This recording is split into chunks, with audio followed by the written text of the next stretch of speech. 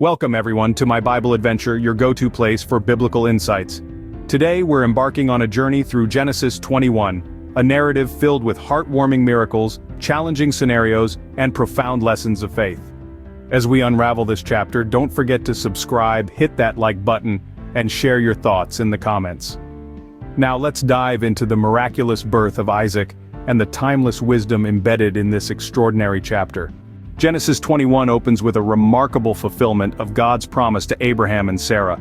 We find ourselves in the midst of an extraordinary tale, where Sarah, well past the age of childbearing, conceives and gives birth to a son. This son, named Isaac, meaning he laughs, becomes a source of immense joy and laughter to his parents, a beacon of hope and promise fulfilled. Born to Abraham at the ripe old age of 100, Isaac's birth is nothing short of a miracle. It's a clear demonstration of God's faithfulness to his promises, a testament to his power and grace.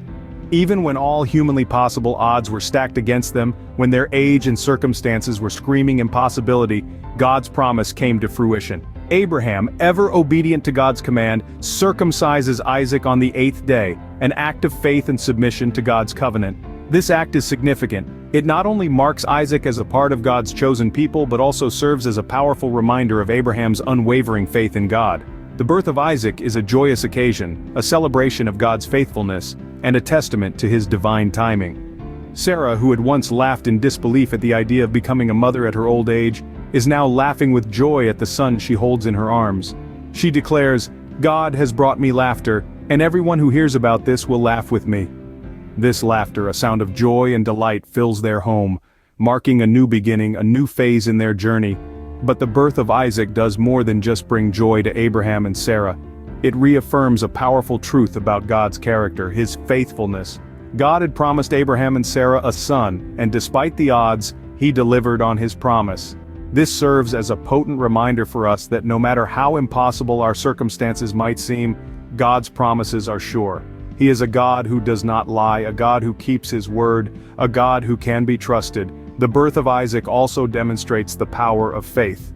Abraham and Sarah had to wait for many years, but they held on to God's promise, and their faith was rewarded. It teaches us that faith is not just about believing in God, but trusting in his timing and his ways. In Isaac we see the embodiment of joy, laughter, and promise fulfilled. In Abraham and Sarah we see the power of faith and the beauty of God's perfect timing. And through it all we see a God who is faithful, a God who keeps his promises, a God who brings joy and laughter even in the most unlikely circumstances. It's a testament to God's faithfulness and the joy that laughter, as Sarah names him, brings to their lives. As we journey further into Genesis 21, let Isaac's story remind us of the joy that comes with trusting in God's promises, the laughter that springs from faith, and the hope that is born out of God's perfect timing. One of the key lessons we draw from this episode is the concept of God's perfect timing. The story of Isaac's birth isn't just a tale of miraculous conception, it's a testament to the unwavering faith of Abraham and Sarah and their trust in God's perfect timing. For years, Abraham and Sarah waited for the promise of a son to be fulfilled. They were both well beyond the typical childbearing years, and yet they held on to God's promise. Abraham was 100 years old, and Sarah was 90 when Isaac was born. By human understanding, it seemed impossible. But with God, all things are possible. The narrative of Isaac's birth demonstrates that God's plans unfold precisely when he intends them to, not a moment sooner or later. It's a powerful reminder that our human timelines and God's divine timeline don't always align. We may experience delays, setbacks, and detours, but they're all part of God's perfect timing. Abraham and Sarah's journey wasn't without trials. They faced infertility, ridicule, and doubt, yet they clung to God's promise even when it seemed improbable. Their story encourages us to persevere in faith, to trust in God's promises, and to wait patiently for his timing. We live in a world that values instant gratification. We want things to happen now, not later. But the story of Isaac's birth reminds us that there's a time for everything under heaven, a season for every activity under the sun. God's timing is perfect, even when it doesn't align with our expectations. Remember, God isn't slow in keeping his promises, as some understand slowness. Instead, he's patient, giving us time to grow and prepare for what he has in store for us. Just as a seed needs time to sprout and grow into a tree, we too need time to grow in faith and character. In our waiting, we learn to trust God more deeply. We learn to surrender our plans and timelines to Him, trusting that He knows what's best for us. We learn to be patient, to persevere, and to hope against hope, just like Abraham and Sarah. It encourages us to trust in God's timing, even when our circumstances seem impossible. So no matter what you're waiting for today, remember that God's timing is perfect. He's working behind the scenes, and at the right time, He will fulfill His promises. Just keep holding on, keep trusting, and keep believing. Your Isaac moment is on its way. However, joy coexists with challenges. Genesis 21 brings us face to face with this reality. Just as Abraham and Sarah are basking in the joy of Isaac's birth, a cloud of conflict begins to hover over their household. Sarah, observing the interaction between her son Isaac and Ishmael, Abraham's son through Hagar, becomes deeply concerned. Ishmael, the elder of the two, is seen mocking young Isaac. This is not a mere sibling rivalry, it's a clash that carries the weight of inheritance, of promises, and of future generations. It's a moment that tests the harmony of Abraham's family. Sarah, protective of her son and his divine promise, makes a difficult request of Abraham. She urges him to send Hagar and Ishmael away. This is not an easy decision for Abraham. After all, Ishmael is his son too. Yet, he finds himself at a crossroads, caught between his love for Ishmael and his commitment to Sarah and Isaac. The narrative takes a heart-wrenching turn as Abraham sends Hagar and Ishmael away. They venture out into the wilderness with only bread and a skin of water. The decision is made, the action is taken, and the consequences begin to unfold. Abraham must trust that God, who guided him so far, will continue to guide and protect Hagar and Ishmael. As we delve into this complex scenario, we see the human element in these biblical figures. We see their struggles, their conflicts, their decisions, and their faith. We witness how joy and challenges can coexist, how decisions can carry weighty implications, and how faith can guide us through the most complex of situations. And yet, even in the midst of these challenges, we see God's hand at work. The narrative of Hagar and Ishmael doesn't end in despair, it continues with the theme of God's provision. Even in the wilderness, God does not abandon Hagar and Ishmael. He sees their struggle, hears their cries, and provides for them. This portion of Genesis 21 invites us to reflect on our own lives. We may face difficult decisions like Abraham. We may feel like we're wandering in the wilderness, like Hagar and Ishmael. But, like them, we are not alone. God's provision is not limited to the comfortable spaces of our lives. It extends to the wilderness as well. This segment confronts us with difficult decisions and explores the theme of God's provision even in the wilderness. As we journey through these narratives, may we find comfort in the knowledge that God's provision is not bound by our circumstances.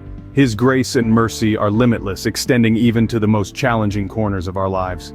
Hagar and Ishmael face desperation in the desert of Beersheba. In this scene, we see a mother and her son cast out, alone and afraid. They've been sent away from everything they've known into a desolate wilderness. The water skin is empty and hope seems to be dwindling. Hagar places Ishmael under a bush, unable to bear watching her son suffer. The pain of a mother's heart echoes through the desert, a poignant reminder of the human struggle that rings true even today. Yet, in the midst of this despair, God's compassion shines like a beacon. It's important to remember that God's compassion is not limited by our circumstances. It's not bound by our status, our mistakes, nor our shortcomings. His compassion reaches out to us in our darkest moments and reminds us that we are never truly alone. As Hagar weeps, God hears her. An angel of the Lord calls to Hagar from heaven, telling her not to be afraid. God has heard the boy crying. In her desperation, Hagar is comforted by divine reassurance. God's compassion is evident as he opens her eyes to a well of water nearby, a life-saving oasis in the wilderness. This water is more than just physical sustenance, it's a symbol of God's providence and his promise of hope, even in the most desperate situations. But God's compassion doesn't stop there. He also promises Hagar that he will make Ishmael into a great nation. Despite being cast aside, Ishmael is not forgotten. God has a plan for him, a plan that goes beyond the wilderness, beyond the present hardship. It's a plan of prosperity and hope. The story of Hagar and Ishmael in the wilderness is not just a story of survival, it's a story of God's enduring compassion. It's a testament to his love that reaches out to those in need, providing comfort, provision, and a promise of a better future. This scene is a powerful reminder of God's compassion in our own wilderness experiences. Whether we're facing personal trials, struggling with loss, or grappling with uncertainty, God's compassion is ever present. His love is relentless, and his promises are steadfast. It reminds us that God's compassion extends even to those cast aside, and His plans for us are beyond our understanding. So, no matter what wilderness you may be wandering through, remember, you are not alone.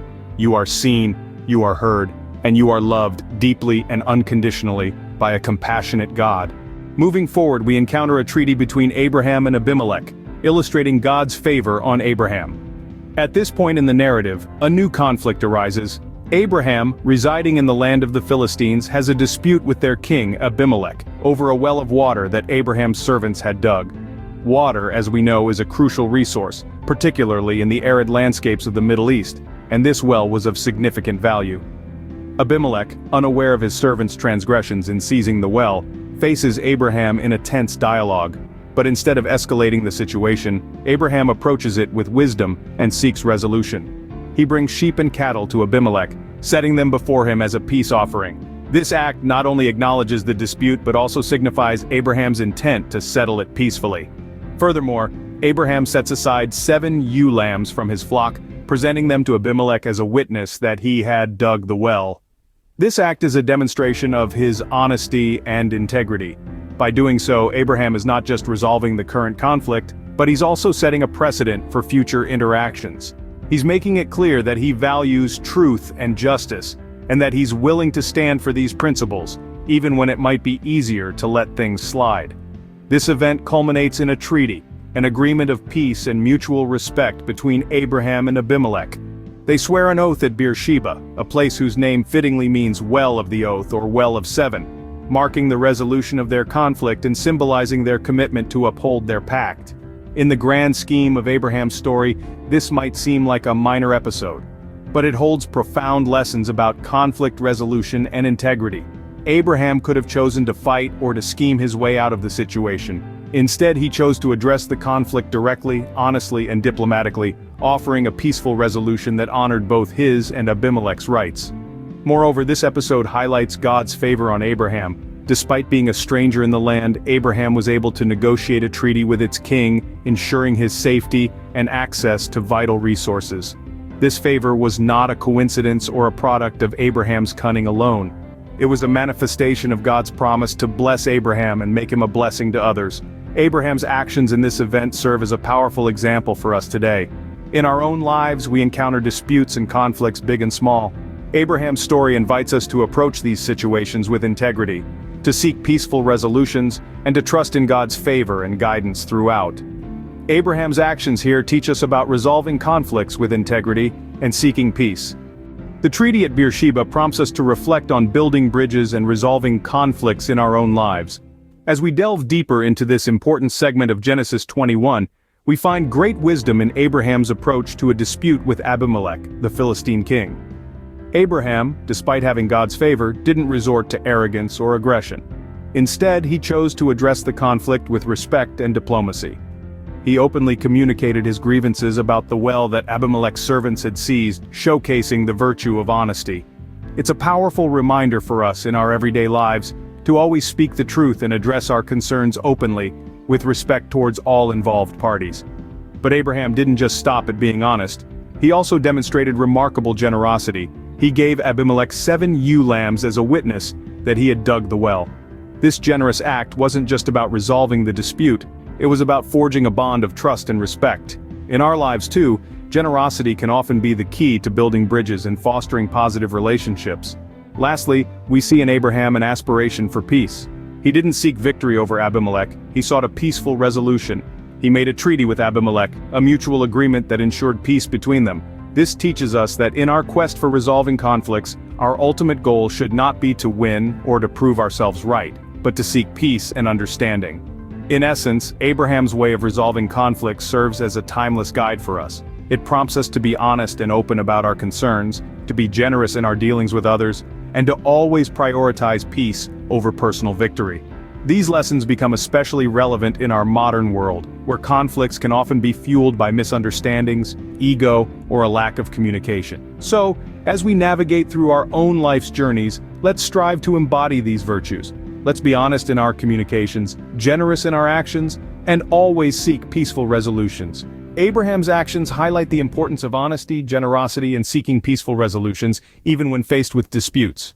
As we conclude our journey through Genesis 21, we've witnessed the miracle of Isaac's birth, the challenges faced by Hagar and Ishmael, and the importance of resolving conflicts with integrity. We've seen the joy of promises fulfilled, from the unexpected birth of Isaac to the surprising provisions for Hagar and Ishmael in the wilderness.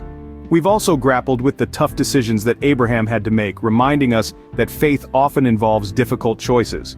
And through Abraham's treaty with Abimelech, we were reminded of the power of peaceful resolutions and the importance of building bridges, even in times of dispute. These profound narratives teach us about God's faithfulness, His perfect timing and His compassion, even in the wilderness.